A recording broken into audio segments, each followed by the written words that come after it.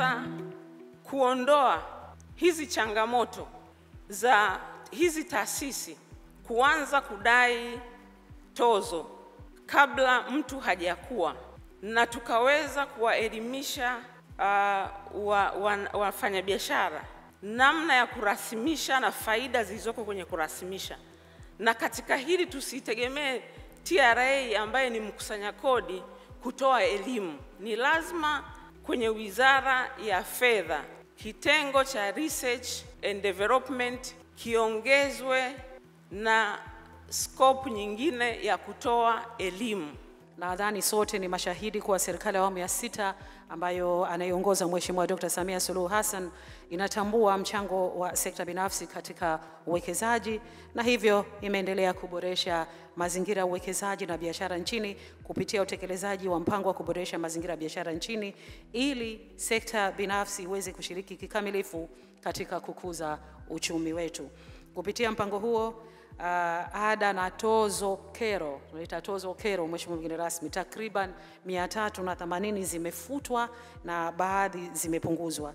Ninavyoona mimi, hatua zifuatazo zikichukuliwa na kutekelezwa ipasavyo zinaweza kutuongezea kiwango cha mapato ya ndani. Kwanza ni kuweka mkazo zaidi katika kuimarisha uwezo wa ukusanyaji na usimamizi wa mapato ya ndani. Lakini jambo la pili, tunahitaji kuongeza jitihada katika kuboresha mfumo wa kodi ambao utahakikisha usawa na kuondokana na misamaha ya kodi isiyo na tija.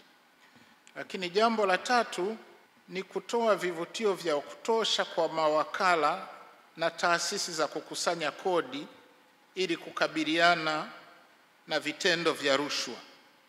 Lakini jambo la 4, tunahitaji kukuza matumizi ya tehama katika ukusanyaji wa kodi na uwekaji wa akiba.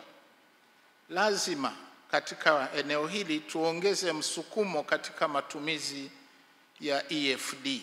Jambo la 5, ni muhimu kutekeleza mikakati ya makusudi ya kupunguza na hatimaye kuondokana na utegemezi wa misaada kutoka nje. Lakini pia muhimu, lazima tuendelee kuboresha mazingira ya biashara ili kukuza uwekezaji. Ninapenda kuweka msisitizo katika masuala matatu muhimu yafuatayo. Kwanza, ninalitaka kongamano hili lijielekeze kuibua mawazo na mikakati mipya itakayoiwezesha nchi yetu kuongeza makusanyo ya mapato ya ndani na hivyo kuiwezesha serikali kutoa huduma bora kwa wananchi na kupunguza utegemezi kwa wahisani. Na hili ndilo litakalotuwezesha kuanza utekelezaji wa dira ya taifa, dira mpya ya 2050 kwa nguvu.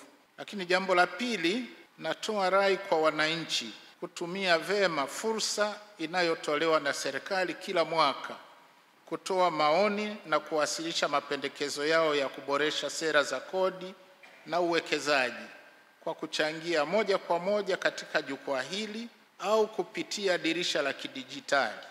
Na tatu, ninawataka mawaziri wa kila sekta kutoa maoni ya kuongeza mapato ya ndani katika sekta zao na kuhakikisha kuwa maoni na mapendekezo yatakayotolewa na wadau kwa njia mbalimbali, yakiwemo kongamano hili, yanafanyiwa kazi kwa lengo hilo hilo, lakini bila kudumaza ukuaji wa sekta husika.